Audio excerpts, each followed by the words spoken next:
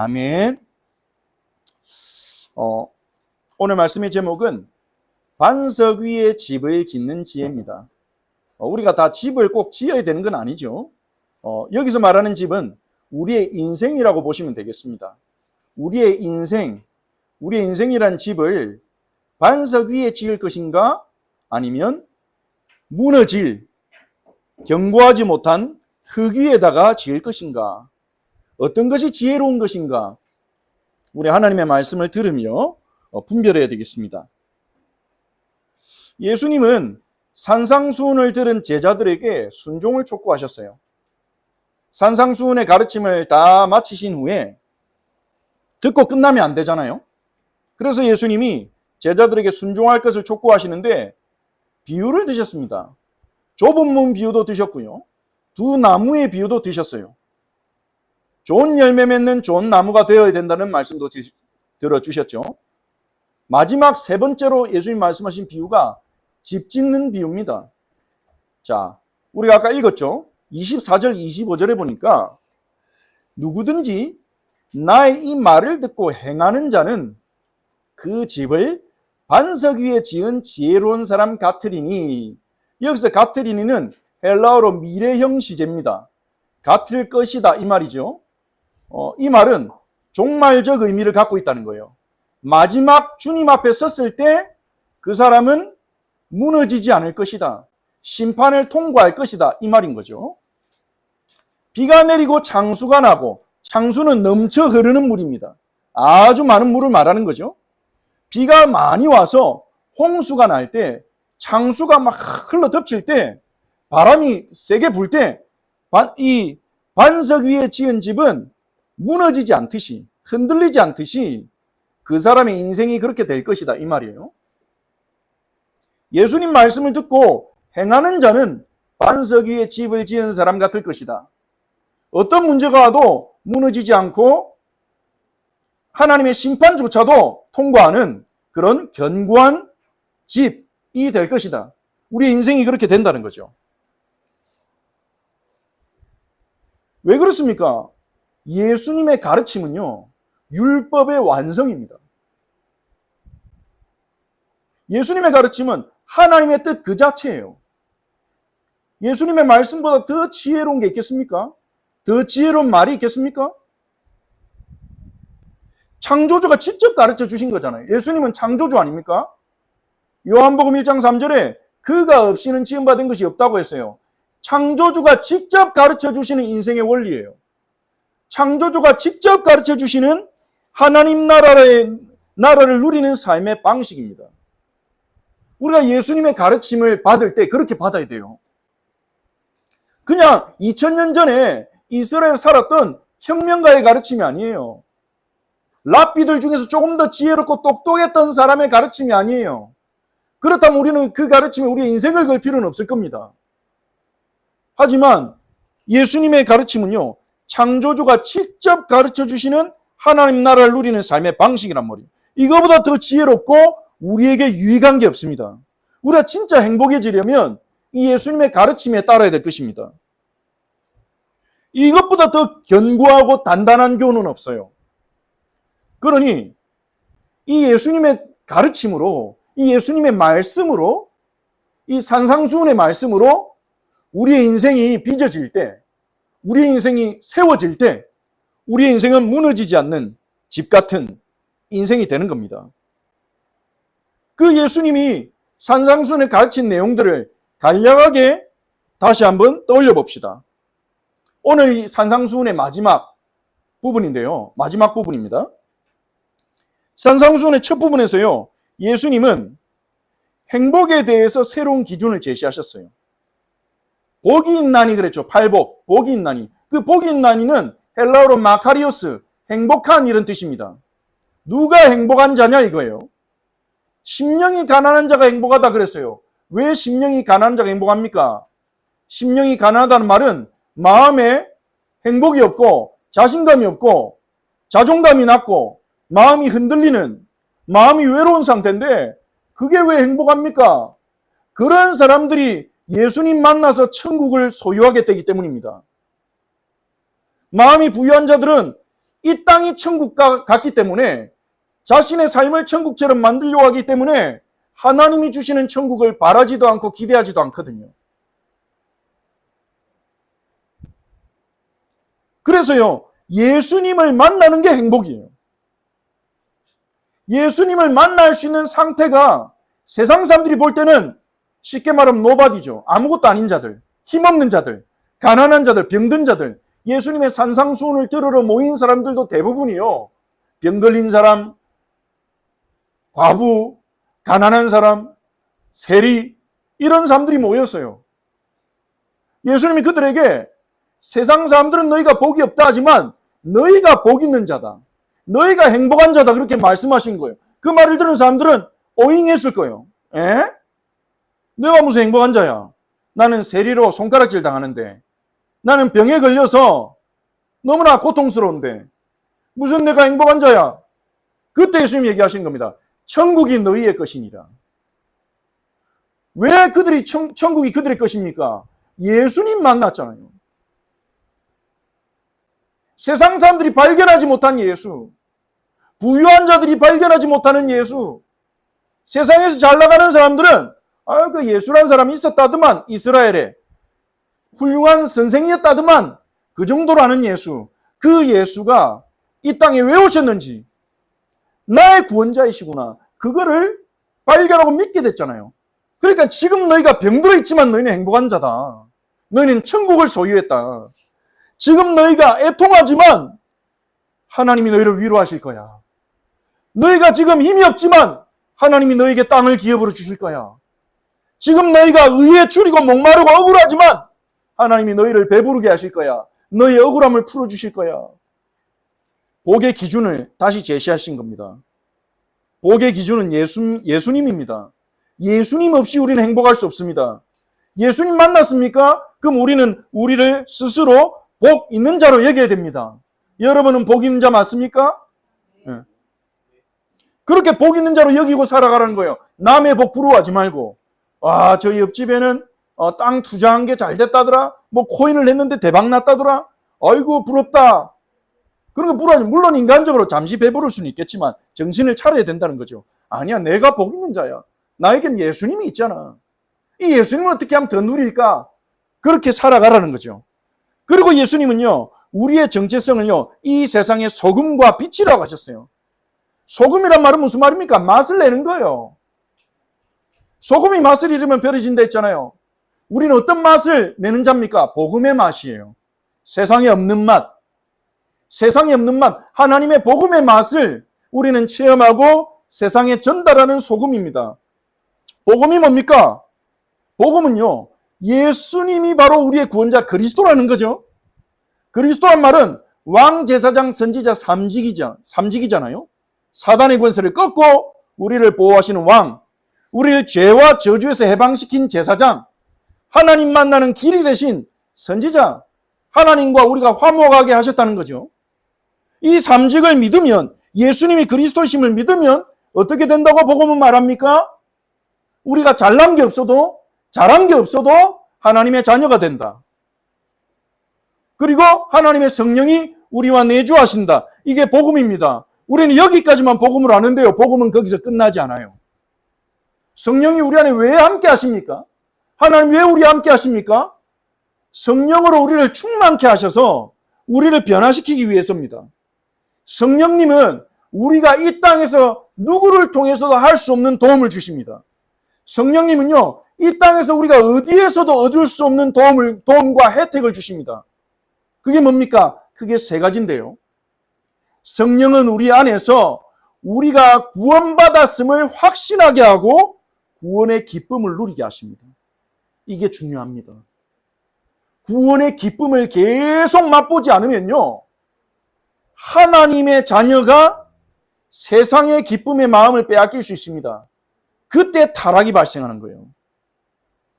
내가 구원받은 게 너무 기쁘고 하나님과 함께하는 게 너무 기쁘면요, 찬송가 가사도에 있는 것처럼요, 세상 즐거움 다 버리고 세상 자랑 다 버렸네, 주 예수보다 귀한 것은 없네. 그런 삶을 살아가게 되는 거죠.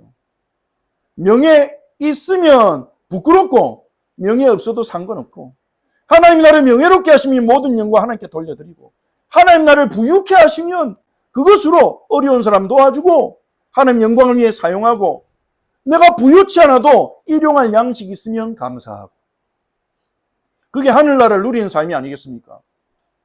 성령님이 우리에게 구원의 기쁨을 계속 주시는 거예요.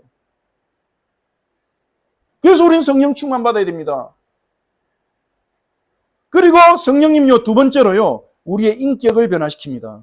우리의 마음을 바꿉니다. 사람 안 바뀐다 합니다. 사람 변화시키지 못한다 합니다. 맞는 말이죠. 성령은 변화시킵니다. 성령님 우리를 변화시키러 오셨어요. 핍박자 사울을요, 교회를 사랑하고 교회를 위해 피 흘리며 순교하는 전도자로 바꾸셨습니다. 수많은 사람들이 예수님 만나고 바뀌었어요. 성령님이요, 우리의 마음을 변화시켜서 하나님 말씀에 순종하게 하십니다. 하나님의 뜻을 따라가게 하십니다. 하나님의 뜻이 뭡니까? 성경에 구약에 613가지 율법이 있지만요, 예수님 그걸 두 가지로 요약했습니다. 하나님 사랑하고 이웃 사랑해라. 그걸 우리가 왜 못합니까? 어려워서요. 왜 어렵습니까? 우리의 마음이 원치 않거든요. 우리의 마음은 손해보기를 원치 않고, 우리의 마음은 내가 편안해야 되고, 내가 즐거워야 되고, 내가 행복해야 된단 말이에요. 근데 나보다 하나님을 더 사랑하고 이웃 사랑하는 게 가능하겠습니까? 쉽지 않죠. 어렵죠. 마음의 문제입니다. 율법을 지키기 어려운 건요, 율법이 너무 높아서가 아닙니다. 우리의 마음이 왜곡됐기 때문입니다. 우리의 마음이 죄로 물들었기 때문이에요. 그래서 성령님이 우리의 마음을 변화시켜줘. 그제서야 하나님의 말씀에, 하나님의 뜻에 즐겁게 순종하게 하시는 거예요. 그게 인격 변화입니다. 그래서 우리는 성령 충만 받아야 됩니다. 성령이 우리의 마음에 역사하시면요, 굳어진 우리의 마음이 살같이 부드럽게 됩니다. 에스겔 선지자가 예언한 것처럼요. 그래서 하나님을 위해 내 것을 희생하는 게 즐거워져요. 이웃을 위해 내 것을 희생하는 게 즐거워져요. 성령의 역사가 아니고는 우리가 하나님의 뜻대로 살 수 없습니다. 이를 악물고 참으면서 말씀대로 살려고 애를 쓸 수는 있겠죠. 근데 그렇게 되다 보면 자꾸 인상 쓰는 신앙인이 됩니다. 자꾸 참으니까 인상에 드러나는 거예요. 그래서 그랬잖아요. 인상 좀 찌들어 있고 눌리는 사람이 있으면 교회 다니는 사람이다. 그런 말도 예전에 있었잖아요. 자기 힘으로 하나님의 뜻대로 살아가려고 하는 거예요. 그게 아니에요. 복음은요, 거룩하신 하나님의 영이 우리 안에 오셔서 우리의 마음을 새롭게 하신다. 우리의 마음을 변화시킨다는 거예요. 그래서 우리는 성령님께 도움을 구하고 성령 충만 받아야 되는 겁니다. 여기까지가 복음이에요. 그리고 성령은 세 번째로 우리에게 능력 주셔서 예수 그리스도를 증거하게 하시는 겁니다. 자, 그럼 어떻게 되겠습니까? 우리가 예수를 그리스도로 믿고 하나님 자녀가 돼서 성령님이 우리 안에 오셨는데, 우리가 그 성령으로 충만케 되어서 우리가 구원의 기쁨을 누리고 우리가 인격이 변화된다면, 우리의 마음이 변화되어 간다면, 하나님을 사랑하고 이웃을 사랑하는 자가 변화되어 간다면 어떻게 되겠습니까? 내가 가는 곳마다 사랑이 넘쳐나게 될 겁니다. 내가 가는 곳마다 평화가 넘쳐나는 거예요. 사랑과 평화가 이 땅에 임하는 겁니다. 그게 복음입니다. 하나님의 자녀를 통해서. 그게 하나님의 나라입니다. 여기까지 복음인데, 예수 믿었으니까 너 구원받았다, 여기서 복음이 끝나버리니까 하나님 자녀가 넘쳐나는 곳에도 사랑과 평화가 없는 거예요. 불신자보다 더 싸우기도 하는 겁니다. 예수님의 명령은 그렇지 않은데, 그 복음을 체험해야 됩니다, 우리가. 그래서 이것이 복음이다. 우리를 통해 세상에 전달돼야 되는 거예요. 우리가 예수 믿는 이유는 그것이다. 천국 가기 위해서가 아니야. 예수 믿는 것은 천국 가기 위해서가 아닙니다. 물론 그 이유도 포함되죠. 우리가 예수 믿는 이유는, 우리에게 주님이 원하시는 것은 우리의 삶을, 지금 이 땅의 삶에 천국이 임하게 하시는 겁니다. 천국은 우리가 가는 데가 아니라 우리에게 오는 데입니다. 예수님이 천국을 가지고 우리에게 오셨고, 재림주로 오실 때 이 땅에 오셔서 이 땅을 천국으로 바꾸신다고, 새하늘과 새 땅으로 바꾸신다고 그렇게 주님은 약속하셨어요. 우리는 여기서 천국을 누려야 됩니다. 우리가 예수 믿는 이유는 뭡니까? 천국을 누리기 위해서입니다. 우리가 있는 가정이 천국이 되고 내가 있는 일터가 천국이 되는 겁니다. 예수 믿으면. 그게 복음의 맛입니다. 이 맛을 전하는 소금이요 어둠을 밝히는 빛으로 우리를 부르셨어요. 그게 예수님이 산상수훈에서 우리에게 말씀하신 정체성입니다. 또한 예수님은 율법의 본질이 뭔지 말씀하셨어요. 율법은요 이것도 못하고 저것도 못하고 그게 아닙니다.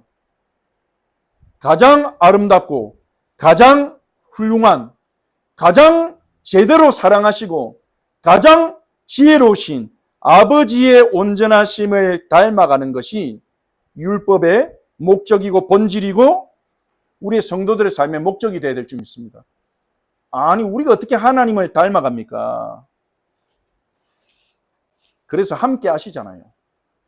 성령님이 우리에게 오셔서 함께 하시잖아요. 동행하십니다. 동행하면요 우리가 하나님 같이 될 수는 없습니다. 하나님을 닮아갑니다. 그래서 예수님이 가르치신 천국의 삶은 이겁니다. 하나님 아버지처럼 사랑하고 하나님 아버지와 비슷하게 사람들을 용서하고 하나님 아버지와 비슷하게 평화를 일구는 사람이 되도록 관용의 사람이 되도록 아버지와 동행해라. 그게 천국이다. 날마다 아버지와 동행해라. 날마다 성령의 충만함을 받아라. 그리고 예수님은요, 이 땅의 상급 바라보지 말고 사람들의 인정을 우리 인생의 목적으로 삼지 말고 하늘의 상급을 바라보고 땅의 보화를 쌓아두지 말고 땅에 있는 보화로 내 삶과 내 마음을 채우지 말고 하늘의 보화를 쌓아두기 위해서 먼저 하나님의 나라와 의를 구해라. 그렇게 가르치셨죠. 우리의 목숨과 생명은 아버지께서 돌보시기 때문에 무엇을 먹을까 마실까 입을까 염려하지 말라 하셨습니다. 그리고 남을 비판하지 말고 남에게 대접을 받고자 한 대로 대접해라 하셨습니다. 그게 율법이여 선지자라 하시죠. 이 말은 무슨 말입니까? 시작하라는 거예요. 선한 일을 우리가 시작하라는 거예요. 아니 이 교회는 왜 사랑이 없어? 맞는 말인데 그럼 주님이 원하신 게 뭡니까? 네가 사랑해라. 내가 먼저 사랑하면 되는 거예요. 왜 이거는 너무 많이 다투는 것 같다. 내가 먼저 용서와 화평을 시작하라는 거예요. 여기 사람들은 너무 관용이 없어. 내가 먼저 관용을 베푸는 겁니다. 그러려면 하늘의 능력이 필요합니다. 그러려면 하나님이 주시는 인정이 필요합니다. 하나님의 상급이 필요해요. 그래서 그 앞에 삶이 다 이어지는 겁니다. 이것을 구하고 찾고 두드리라는 거예요. 이 가르침으로 우리의 인생을 새롭게 세워나갈 때 우리의 인생은 반석 위에 세운 집이 됩니다. 그리고 반석 위에 세운 집, 이 부분은요, 예수님이 5장 14절에서 말씀하신 이 말씀과 연결됩니다. 산 위에 있는 동네, 산 위에 있는 동네, 반석 위에 세운 집. 반석은 산을 말하거든요. 이스라엘에는 중앙산지가 있었습니다. 이스라엘의 이 서쪽 끝에는 해안가가 있고요. 그 해안가와 산지 사이에는 평지가 있었고 중앙에 산지가 쭉 이렇게 이어져 있습니다. 남쪽에서 북쪽으로. 그 산지가 바로 반석입니다. 그 산지 위에 집을 지어놓으면 어떤 홍수가 일어나도 피해를 안 입는 거죠. 그러니까 산 위에 있는 동네, 반석 위에 지은 집은요 같은 표현입니다. 예수님은 앞부분에서 너희는 세상의 빛이라 산 위에 있는 동네는 숨겨지지 않을 것이요. 하나님이 드러내신다는 거죠. 동네는요 헬라어로 폴리스란 단어를 썼는데 도시란 뜻입니다. 산 위에 있는 도시. 자 여러분 산 위에 있는 도시가 뭐가 딱 떠오릅니까? 예루살렘. 예루살렘. 성전이 있는 예루살렘. 예루살렘은요 산 위에 있는 도시예요. 너희가 예루살렘이다. 예수님 말씀대로 우리가 행하고 그 말씀으로 내 인생을 살아가면 반석 위에 있는 집, 진정한 예루살렘이 된다는 거예요. 자, 성경을 한 군데 찾아보겠습니다. 이사야 2장 2절에서 4절까지 찾아봅시다. 우리 다음 세대를 찾아보세요. 이사야 2장 구약성경 2절에서 4절입니다.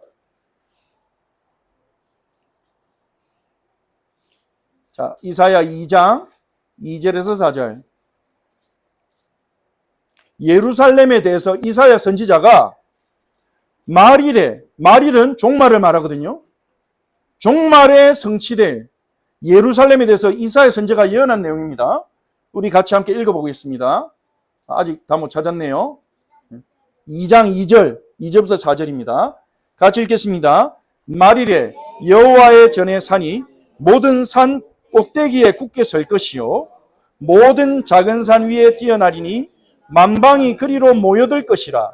많은 백성이 가며 이르기를 오라 우리가 여호와의 산에 오르며 야곱의 하나님의 전에 이르자. 그가 그의 길을 우리에게 가르치실 것이라.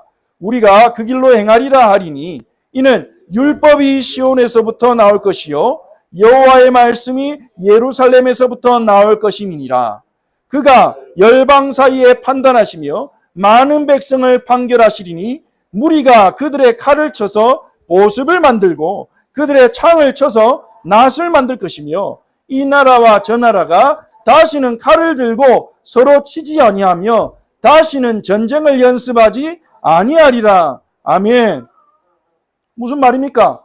이사야 선지자가 예언한 건데요. 마지막 때에 여호와의 전에 산 예루살렘 산이 모든 산 꼭대기에 서고 작은 산 위에 뛰어난다. 많은 백성이 만민이 그 산으로 와서 우리가 여호와의 도를 배우자, 여호와의 길로 행하자 하면서 그 산으로 몰려들 거라는 거예요. 그리고 그 산에서부터 율법이 흘러나간다는 겁니다. 여호와의 말씀이 흘러나간다는 겁니다. 예수님이 말씀하신 것은요, 이사야가 예언한 이 예루살렘 산이 너희다. 예수를 믿는 너희가 바로 이 예루살렘, 종말의 예루살렘이다. 예수님의 가르침으로 우리가 삶을 살아갈 때 우리가 이 종말의 예루살렘이 되어서요, 만민이 우리에게 배울 것입니다. 많은 사람이 우리 가서 여호와의 길과 도를 배우게 될 거예요. 그리고 그 결과 어떤 일이 납니까? 전쟁이 그치리라. 전쟁이 그치니까요, 칼하고 창을 농기구로 만듭니다. 보습으로 낫으로 만듭니다. 무기가 필요 없어지니까요. 평화가 이룩될 것이라는 약속입니다. 물론 이 완전한 성취는 예수님의 재임 때 이루어지겠지만 하나님이 우리를 통해 하시려는 일이 이거예요. 우리가 주님의 도를 배우고 우리가 복음에 참된 이 복음을 따르는 삶을 배우고 예수님의 산상수훈에는 구약의 모든 가르침이 녹아들어 있거든요. 그 산상수훈을 배우고 그 산상수훈의 가르침대로 우리가 행할 때 만방의 빛이 되고 하나님 우리를 숨겨지지 못하도록 드러내실 것이고 만민이 우리에게 와서 하나님의 길을 배우고 여호와의 길을 배우고 그래서 우리를 통해 이 땅에 평화가 조금씩 일어나게 될 것이다. 예수님이 평화의 왕이라는 것이 나타나게 되는 것입니다. 반석 위에 지은 집에 담겨진 의미를 여러분이 나누었는데요. 여러분이 스스로 그러한 자로 여기시기 바랍니다. 이것을 산 위에 있는 동네, 어떤 분이 이렇게 번역했습니다. 언덕 위의 도성, 참된 예루살렘. 하나님 우리를 그러한 존재로 부르신 거예요. 반면에 이 예수님의 말씀, 이 지혜로운 말씀, 이 종말론적 말씀을 듣고도 행하지 아니하는 자, 듣고도 이대로 살지 않는 자, 자기 삶과 결부시키지 않는 자, 가르침은 가르침이고 행하지 않는 자는 어떻게 됩니까? 그 집을 모래 위에 지은 어린사 그런 사람 같으리니. 집을 모래 위에 어떻게 짓습니까? 모래 위에 집을 짓는다는 말이 무슨 말입니까? 이 모래는요, 그냥 누가복음에서는 흙으로 번역했는데요. 아까 이스라엘에 중앙산지가 있고 그 옆에 평지가 있다 했죠. 평지와 산지 사이에 보면 골짜기가 있습니다. 이 골짜기는요, 이 비가 오면 이스라엘은 비가 잘 안 옵니다. 우기에만 비가 딱 옵니다. 이 이스라엘의 우기는요, 양력으로 11월 달에서 2월 사이입니다. 우리에게는 겨울이죠. 그 시기에만 비가 와요. 나머지는 건기입니다. 비가 아예 안 와요. 비가 내리면요, 북쪽에서 이렇게 물이 이제 흘러내려오는 겁니다. 그러면 비가 올 때, 우기 때, 이 반석 위에 있던, 석회암 위에 있던 흙들이 쓸려 나가가지고, 이 골짜기 쪽으로 흘러가는 거예요. 그러면 그 골짜기 쪽에 흙이 쌓여가지고, 삼각주 같이 이렇게 만들어지는 겁니다. 이 건기 때는 햇볕이 자꾸 비치니까 딱딱해지겠죠. 거기는요, 농사를 지을 수가 있어요. 산 위에는 이 딱딱하니까 밑에가 돌이니까 파기도 그렇고 농사 짓기가 어렵죠. 그런데 이 골짜기에 농사 지을 수도 있고요. 그리고 집을 짓기도 쉬워요. 산 위에 집을 지으려면 자재들을 들고 산을 올라가야 되잖아요. 그러니까 흙 위에다가 집을 짓는 게 짓기도 쉽고 유익합니다. 하지만 어떤 문제가 있냐? 이렇게 이스라엘 우기에 비가 오는데 매년 장수가 나진 않지만요, 몇 년에 한 번씩 이 비가 골짜기에 모여서 물이 흘러 넘칠 때가 있어요. 그럼 그때는 그 집도 같이 쓸려가 버리는 겁니다. 그런데 현실 이스라엘 사람들은 그 장수가 나는 게 매년 터지진 않기 때문에 그냥 그 골짜기 쪽에 집을 짓고 농사 지으면서 사는 사람도 있는 거죠. 그러니까 이 설명을 예수님이 얘기했을 때 이스라엘 사람들은요, 매년 장수가 나진 않는데 뭐 이렇게 생각인지도 모릅니다. 하지만 예수님은 종말론적으로 말한 거죠. 그 장수가 나면 지금 당장은 편하고 지금 당장은 유익한 것 같지만 장수가 나면 그 무너짐이 심하다. 그렇게 말씀하신 거죠. 무슨 말입니까? 이 말씀 예수님 무슨 말씀하시는 겁니까? 지금 당장 편하고 너에게 유익하다고 무너질 것 위에 너희 인생을 쌓을 거냐? 이 얘기죠. 우리의 삶에 우리는 어디다가 우리의 시간과 마음을 투자하고 있습니까? 영원한 것에 투자하고 있습니까? 우리는 무엇으로 우리 인생을 세워나갈 겁니까? 하나님의 말씀이 아닌 사람의 교훈과 사람의 가르침으로 우리 인생을 세워나간다면 지금은 괜찮아 보일지 몰라도요, 지금은 유익할지 몰라도 이 골짜기 위에 집을 지은 이스라엘 사람처럼 장수가 나고 비바람이 불면, 장수나고 비바람이 분다는 말은 구약 성경에서 인생에 찾아오는 고난이나 하나님의 심판을 의미했어요. 인생의 고난이 올 때, 하나님의 심판이 올 때 무너지고 만다는 거죠. 제가 이제 한 번씩 서점에 가면요, 최근에 올해 들어서 서점에 갈 때마다 베스트셀러 코너를 보거든요. 거기 보면 이 삼산동에 있는 이 영풍문고죠. 거기가 교보문고입니까? 교보문고에 가면 베스트셀러 코너가 있는데 대부분이 철학책이에요. 쇼펜하우의 철학, 그리고 부처의 가르침, 이게 순위 안에 계속 들어간 걸 봤거든요. 그걸 보면서 속상했습니다. 왜 예수님의 가르침은 제한이 없을까? 나 때문이다 이 생각이 들었어요. 교회 때문이구나. 석가의 가르침이 예수님 가르침보다 사람들에게 더 찾아지고 있구나. 왜 그 생각인 줄 아십니까?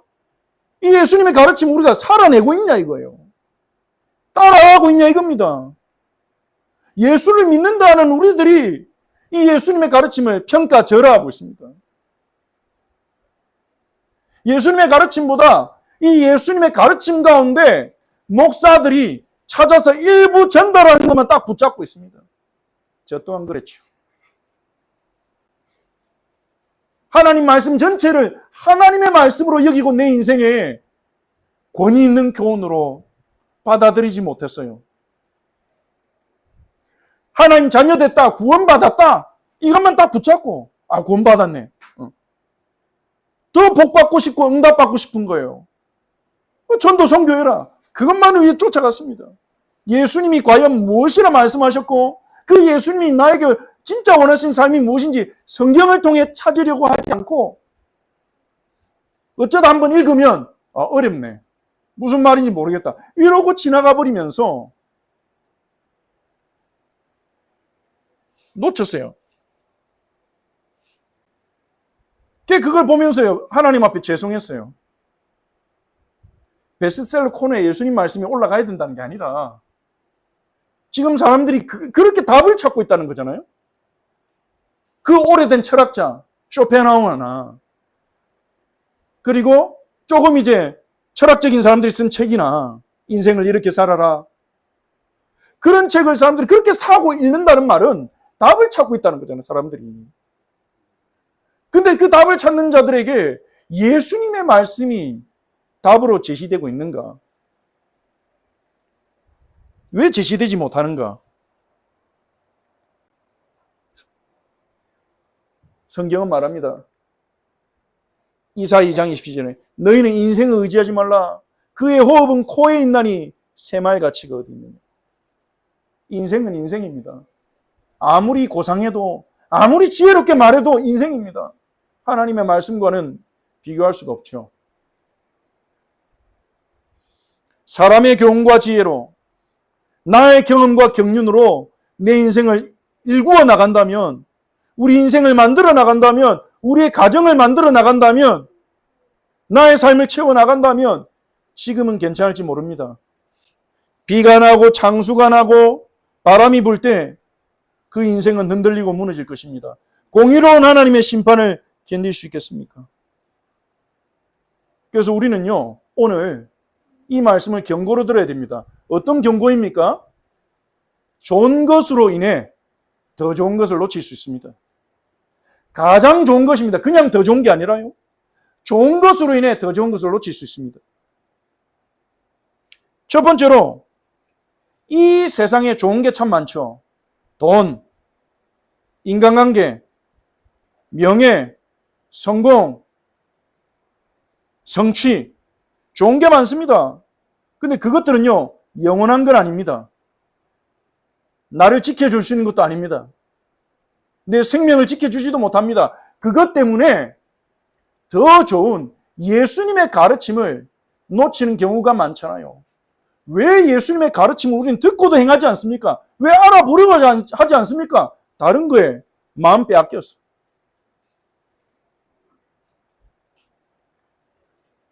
근데 우리는 이거는 인지를 해요. 근데 우리가 무의식적으로 속게 되는 부분이 있습니다.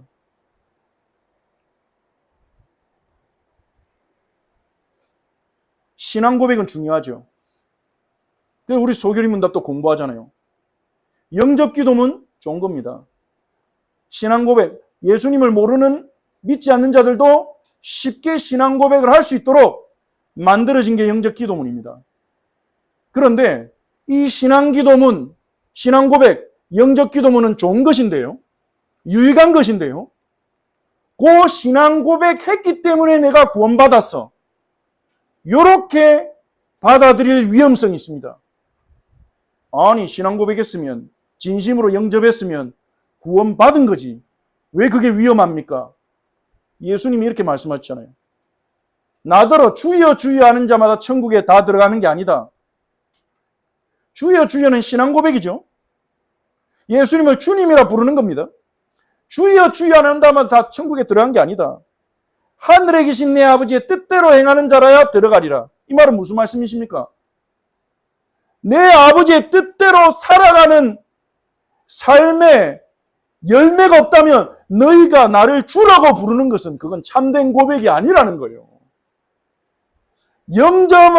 영접하는 게 구원과 상관없단 말이 아닙니다. 예수님을 나의 주님으로 영접하고 올바른 신앙 고백하는 것이 구원받는다고 성경은 말하고 있지 않습니까?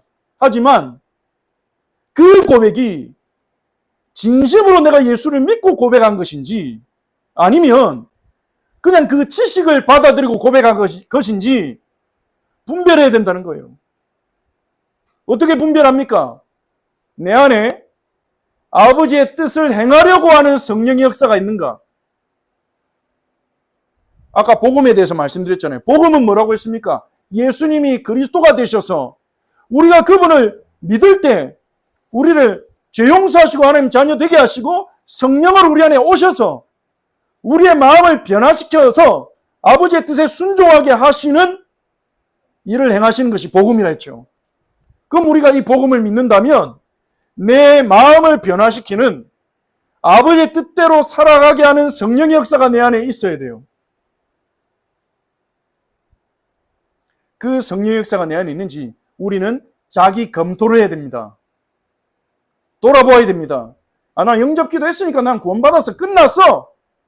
그거는 주님이 기뻐하신 신앙생활이 아닙니다. 자기를 검토하고 돌아봐야 돼요. 왜냐? 내 영혼이 달려있잖아요. 내 생명이 달려있잖아요. 검토하라는 거예요. 예수님을 주님으로 믿는 것으로 구원받는데 부족하다는 말이 결코 아닙니다. 하나님 뜻대로 행해야 구원받는다는 말이 결코 아닙니다. 진짜 예수님을 주로 믿는다면 성령의 역사가 일어난다는 거예요. 아버지 뜻대로 살아가는 성령의 역사가 일어난다는 거예요. 그래서 요한일서 2장 4절에 그를 아노라 하고 예수님을 안다고 하면서 그의 계명을 지키지 아니하는 자는 거짓말하는 자요. 진리가 그 속에 있지 아니하되. 성령은요, 우리 안에 성령이 계시다면요, 성령님은 아버지를 알고자 하는 열망을 일으키십니다. 예수님을 알고자 하는 열망을 일으키십니다. 그리고 그 아버지의 뜻을 따라가도록 우리의 마음에 열망을 일으키십니다. 사모함을 주십니다. 그 검토가 필요해요. 내 안에 성령의 역사가 있는가. 두 번째로요.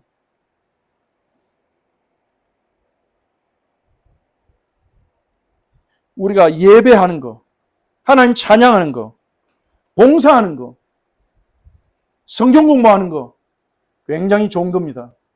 우리 예배 드리러 갔다 오면 힘을 얻죠. 찬양할 때는 감동을 받습니다. 주님의 사랑을 느낍니다.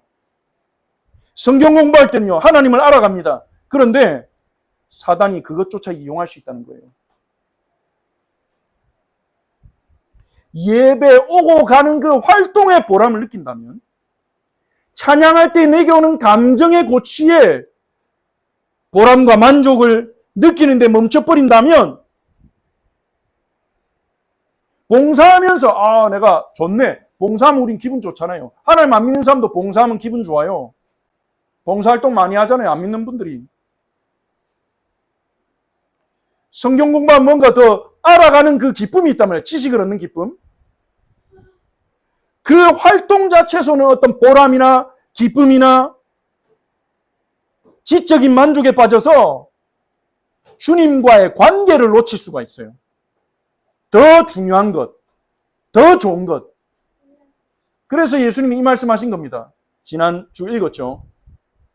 그날에 많은 사람이 나더러 이르되 주여 주여 우리가 주의 이름으로 선지자 노릇하고 주의 이름으로 귀신 쫓아내고 주의 이름으로 많은 권능을 행하지 아니하였나이까. 많은 사람이란 말에서 우리는요, 경고를 받아야 돼요. 마지막 날에 많은 사람들이 예수님께 와서 예수님, 우리가 예수님 이름으로 선지자 노릇하고 설교하고 예수님 이름으로 귀신 쫓아내고 예수님 이름으로 능력 나타냈잖아요. 병든 자도 고치고 봉사도 하고 사회를 바꿨잖아요. 근데 예수님 뭐라 합니까? 그때 내가 저희에게 밝히 말하되 내가 너희를 도무지 알지 못하니. 예수님과 인격적인 관계 없이 할 수 있다는 겁니다. 예수님과 인격적인 교제 없이 설교할 수 있어요. 설교자의 위험입니다. 설교를 하면 만족이 되거든요. 하나님 뜻을 선포하는 것으로 은혜도 됩니다. 거기서 끝나버리면 자기 영혼은 죽어요. 설교는 잘하는데 자기 영혼은 죽을 수 있어요. 우리 영혼을 살리는 것은 예수님과 인격적인 교제입니다. 예수님의 음성을 듣고 예수님께 내 영혼의 고백을 토로하고 예수님이 내게 얼마나 귀중한 분인지를 생각하고 찬양하고 말씀을 묵상할 때 내 영이 살아요. 근데 설교 준비하고 설교하고 만족이 되니까 내 영혼은 죽어가는 줄도 모른 채 설교하다가 끝나는 설교자들이 많다는 것입니다. 많은 사람이, 성도도 마찬가지입니다. 예배드리고 봉사하고 이런 뭔가 내가 하나님 백성답게 살아가는 만족감과 보람을 느끼거든요. 근데 거기에 취해서 주 예수님과 교제하는 인격적인 관계를 놓쳐버리는 거예요. 그럼 그 사람은요, 그 활동이 중단되면 무너집니다. 활동을 못하게 되면 한순간에 무너집니다. 교회에 막 열심히 다니고 봉사하다가도 사정이 생겨서 교회를 안 나가게 되거나 못 나가게 되거나 이러면 영적으로 막 혼돈이 옵니다. 무너집니다. 그렇게 될 수 있다는 거예요. 많은 사람을 고치고 귀신 쫓아내는, 우린 그런 사람들은 전부 하나님의 사람이겠거니 그러잖아요. 하나님이 쓰시는 사람은 맞죠. 그런데 그렇게 활동하고 살아가는 중에 자기 영혼을 돌보지 않는다면,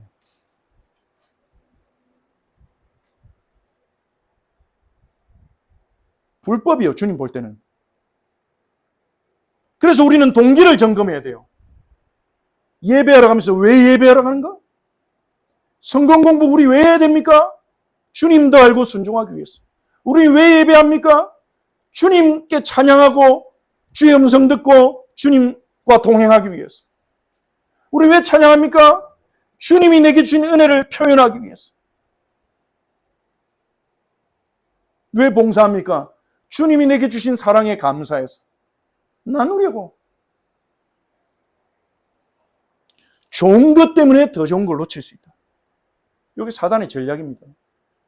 예수님을 시험할 때 마귀가요, 두 번째 전략을 생각해 보십시오. 마태복음 4장에 예수님을 시험하는데 뭘 가지고 예수님을 시험합니까? 성경 말씀 가지고. 시편에 뛰어내리면, 높은 거 뛰어내리면 발을 지켜주겠다고 하지 않았냐? 뛰어내려봐라. 그러니까 우리가 성경만 읽는다고 그 사람이 꼭 성령의 사람 아닌 거예요. 성경을 열심히 읽는데 주님과의 인격적인 교제를 놓칠 수 있습니다. 그냥 성경을 얻는 지식으로 만족하는 거죠. 이런 뜻이 있었네? 이런 거 알게 됐네? 거기에 빠지면요, 굉장히 빠져든 사람 많습니다. 막 단어 하나하나 숨겨진 뜻 찾아가지고 이게 이런 뜻이야. 저 목사는 모르네. 내가 찾아냈어. 이러면서 막 그거를 과시하고 설교하는데 막 비판하고 정죄하고 하나님의 음성을 듣는 게 아니라 저 단어는 저 뜻이 아닌데 모르구만 이러면서 성경의 지식을 찾아내는데 몰두하면 그렇게 될 수 있어요. 사단은 그렇게 되기를 원하겠죠. 계속 네 지식 욕구를 채워라. 주 예수와 교제하지는 마라. 우리는 언제든지 속을 수 있습니다. 나는 안 속는다, 이런 착각을 버려야 됩니다. 무의식적으로 속으면요, 속은 줄도 모르고 열심히 살아요. 그래서 고린도전서 13장 5절에 보니까요, 사도 바로 이렇게 말씀합니다. 너희가 믿음 안에 있는가? 너희 자신을 시험하고 확증해라. 질문해야 된다는 거예요. 검토해야 된다는 거예요. 내 신앙이 건강한가? 내 신앙이 온전한가? 그 모든 성도에게 주어진 것입니다. 내가 정말 구원받았는가? 의심하라는 게 아닙니다. 검토하는 거예요. 내가 예수를 믿는데 내가 예수님과 살아있는 관계를 맺고 있는가? 예수 그리스도께서 너희 안에 계신 줄 너희 스스로 알지 못하느냐? 그렇지 않으면 너희는 버림받은 자니라. 무슨 말입니까? 여러분이 스스로 알아가야 돼요. 예수님이 내 안에 계시다는 것이 확고해져야 돼요. 안 믿어진대요? 모르겠는데요? 거기 머무르면 안 됩니다. 확고해져야 돼요. 어떻게 확고해집니까? 주님께 나아가는 거예요. 주님과 관계를 맺어 나가는 겁니다. 기도하고 주의 음성 듣고 실행하고, 실행하다가 안 되는 것은 주님께 또 요청하고, 말씀 듣다가 무슨 말인지 모르겠으면 주님 알려주세요 하고, 그렇게 살아있는 관계예요. 주님은 우리에게 스스로 나타내신다 했어요. 자기를 사랑한 자, 자기의 계명을 순종한 자에게. 그럼 버림받은 자일 수 있다는 거예요. 구원 못 받은 자일 수 있다는 거예요. 우리가 교회를 다니고 있지만 우리 안에 그리스도가 계신 살아있는 증거가 확인되지 않는다면, 그래서 우리 스스로 자기 검토의 질문 몇 가지가 있습니다. 첫 번째, 예수님을 사랑하는가? 나는 예수님을 사랑하는가? 이 정말 중요한 질문입니다. 예수님을 3번 부인하고 좌절에 빠진 베드로에게 예수님 찾아가셔서 이거 물어보셨어요. 나를 사랑하냐? 두 번째, 나는 예수님을 더욱 알아가고 있습니까? 작년보다 올해 예수님을 더 알아가고 있습니까?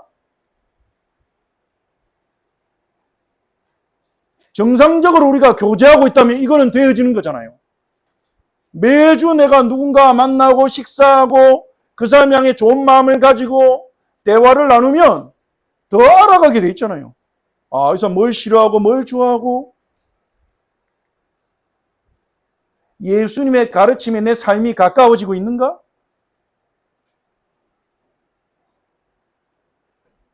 완벽하게 똑같아야 된다는 게 아니라 가까워지고 있는가?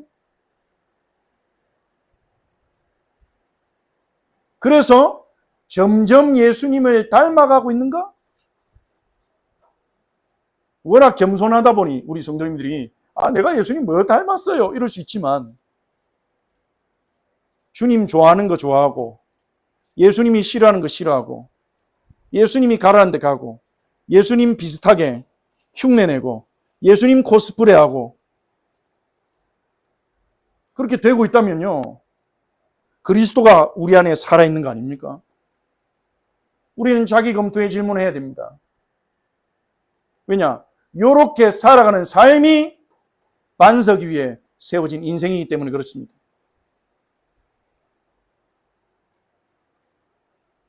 요한복음 17장 3절에 예수님이 이렇게 말씀하셨어요. 영생, 유일하신 참 하나님과 그가 보내신 자 예수 그리스도를 아는 것이다.